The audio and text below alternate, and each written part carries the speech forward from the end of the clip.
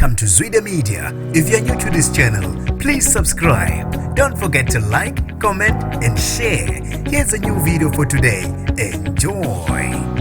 Useveze okushaqisayo ongummeli wabamangalelwa ecaleni leka Senzo Meyiwa advocate. Useveze ukuthi ukheli khumalo wabulala uSenzo Meyiwa. Kuchaza uThefo nginibingelele ngiphinde nginamukele kuphina kuphi lanibula khona le video. Mangoqala isijonele likhasi wamwelekela igama lami ngosibonga konke wakandwando mothanda ungangibeza intatheli ka YouTube. Sekvele izinsolo ezithuse abaningi ezithi isibhamu sekalongo ethwala esadubula sabulalwa ingunuzinti we Orlando Pirates uSenzo Meyiwa. Kubikwa ukuthi asiphethwe ngokheli khumalo sadubula uMeyiwa ngephu.